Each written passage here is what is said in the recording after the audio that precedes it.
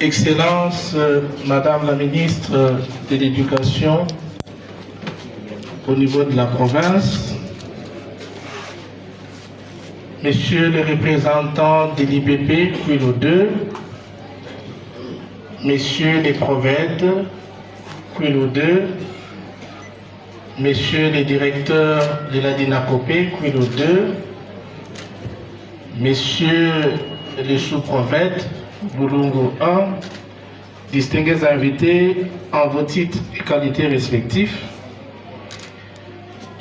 je n'ai pas de mots spécial à communiquer, sinon remettre effectivement les bourses d'études à nos enfants lauréats. La cérémonie a pris un peu plus de temps. Je crois que l'heure n'est plus au discours, mais à la remise des bourses. Mais je voudrais simplement soulever une chose, et peut-être trois choses. D'abord, rendre hommage au chef de l'État, et c'est très important. Parfois, quand nous rendons hommage au chef de l'État, nos politiques, on a l'impression que c'est de la formalité. Ce n'est pas de la formalité. Chaque secteur est dirigé par une vision qui est donnée par le chef. Cette vision est implémentée au niveau des ministères sectoriels, au niveau national. Des orientations nous parviennent en province et au niveau des secteurs, au niveau opérationnel, nous implémentons cette même vision. C'est justement cette vision de l'excellence, de voir une jeunesse grandir, une jeunesse devenir l'élite de demain, que le professeur Kolongué Débérand a pensé qu'il faut commencer par Israël pour donner les tons avec les bourses d'études. Ses fonctions actuelles ne lui permettant pas d'être à pied d'œuvre, il a estimé que son digne fils, que je suis, étant politique, pouvait mieux faire implémenter cette vision. Ce qui fait que j'ai porté la vision du professeur Kolonguele dans le cadre de groupe de soutien au professeur Kolonguele que je coordonne pour finalement venir l'implémenter. Et donc, c'est une manière pour lui d'aider le chef de l'État à accomplir sa vision dans le secteur de l'éducation.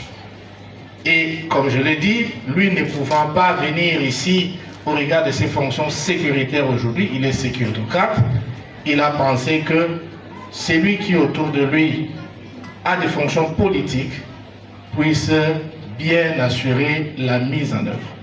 Et donc nous avons partagé pendant longtemps de cette idée et je suis aujourd'hui satisfait. C'est un rêve devenu réalité de pouvoir donner des bourses. Je me rappelle, lorsque j'ai invité les gestionnaires de la bourse à mon bureau à l'université de Kinshasa, parce que j'avais reçu un devoir du professeur Ebéran me demandant de réfléchir à quelque chose qu'on ne fait pas au niveau du territoire. C'était ça les devoirs. Il m'a dit, prof, va réfléchir à quelque chose qu'on ne fait pas et amène-moi la réponse. Je suis allé réfléchir et j'ai pensé qu'on pouvait accompagner nos enfants avec des bourses. Et dès que j'ai amené l'idée, il a béni cette idée, il a donné des orientations et nous voici aujourd'hui. C'est pour vous dire que nous étions en train de faire les tests de cette idée. Aujourd'hui, nous sommes bien conscients que l'idée a été bien accueillie, ça a créé de l'émulation et je vous promets, tout en prenant l'engagement au nom du professeur Kolonguele Débérand, que nous allons étendre cette bourse à plusieurs écoles, mais également à d'autres territoires de la province du Kwilu et on arrivera un jour à l'étendre au niveau de toute la République démocratique du Congo.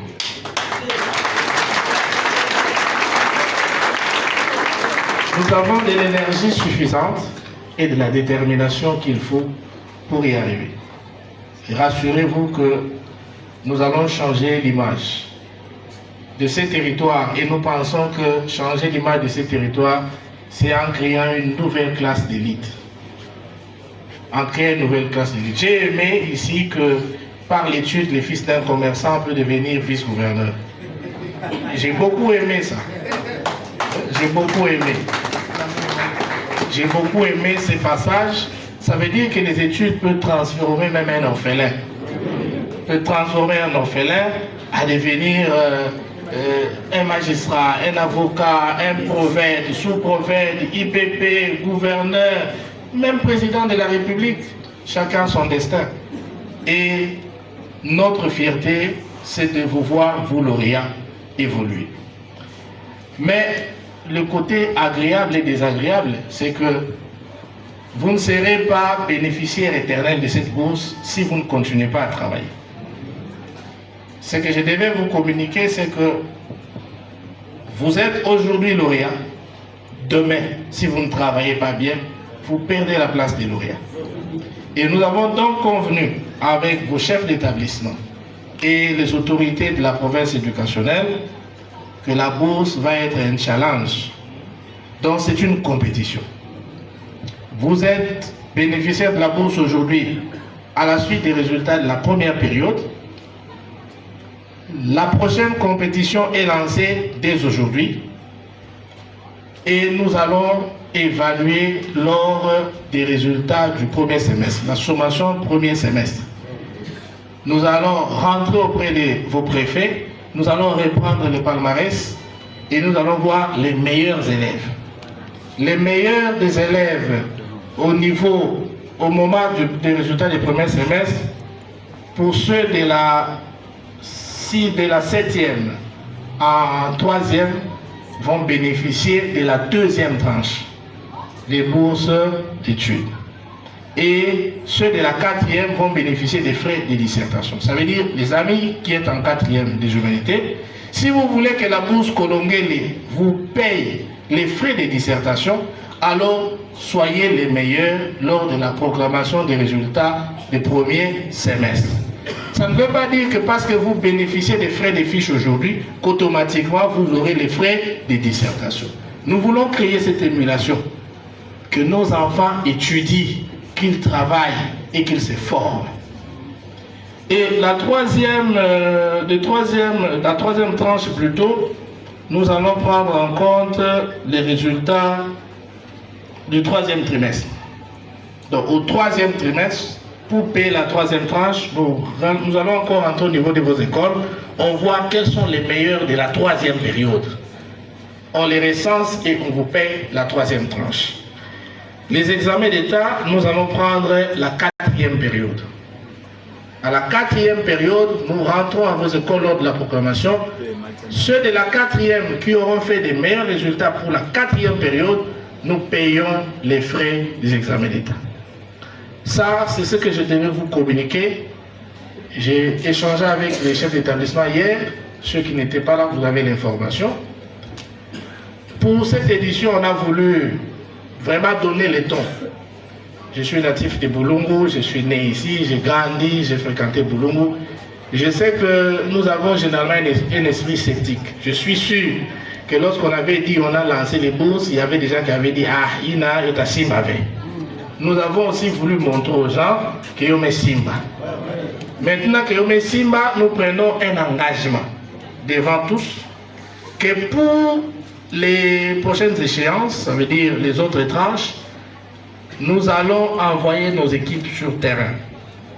Les équipes viendront contre-vérifier les palmarès, les résultats que nous allons recevoir, mais ils viendront payer. Ils ne payeront pas entre les mains des préfets. Ils payeront à la comptabilité des écoles, contre-récépissés, et les reçus seront donnés aux élèves. C'est pour que nous nous assurions que l'argent que nous sortons sert effectivement à la bourse des étudiants. Pour cette fois-ci, ceux qui avaient déjà payé les frais, vous allez récupérer votre argent, bien évidemment. Les parents vont récupérer leur argent, ce n'est pas votre argent, chers élèves. Il ne faut pas utiliser ça en cours de route, c'est l'argent des parents. Ceux qui avaient déjà payé les frais des fiches, les parents vont récupérer. Ceux qui ont payé les frais de Minerval, ils vont récupérer. Donc nous allons nous organiser pour vous accompagner. Nous pouvons, on n'est pas obligé d'ajouter le nombre des écoles à l'édition prochaine. On peut, pour les autres tranches, ajouter les écoles. Au fur et à mesure qu'il y a de l'opportunité, nous allons le faire. Et comme je l'ai dit hier, j'ai dit aux autorités de la province éducationnelle que nous sommes en train d'étudier la possibilité de prendre en charge le maximum d'élèves pour la session, pour la hors-session dissertation et pour la session ordinaire. Et nous avons demandé un travail. Si les statistiques nous présentées sont accessibles, je puis vous rassurer qu'il est possible que soit nous prenions en charge tous les frais de la province éducationnelle Kwilu 2, soit nous prenons les frais du territoire, des écoles du territoire de Boulungu, soit on fait la combinaison Boulungu-Kikwit et on va aller progressivement. Donc on attendra les résultats des autorités de la province éducationnelle. Nous avons tenu à ce qu'ils soient là, ce n'est pas par formalité. C'est parce qu'ils doivent accompagner ce projet. Si les élèves sont meilleurs, ils seront bien cotés.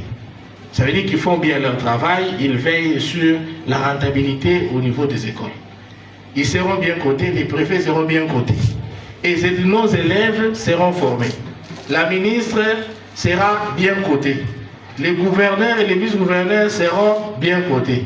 Et tous nous travaillons au nom et pour le compte du président de la République, Félix Antoine Tshisekedi Tshilombo. Et donc, vous voyez que les gestes que vous posez là, ça impacte sur les résultats même du président de la République.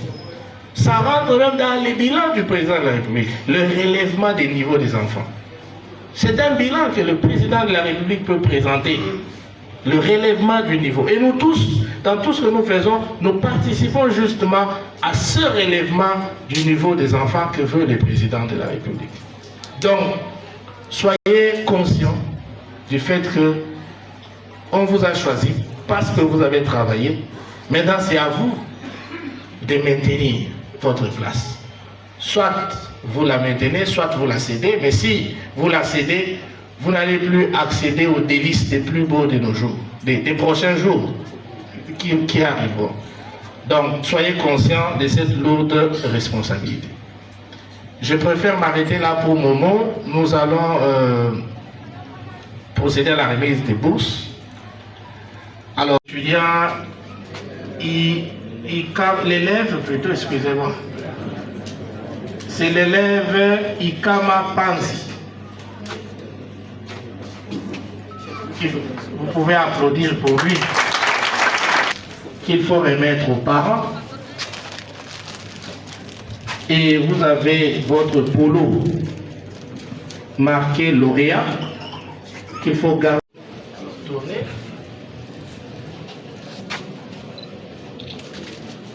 Félicitations.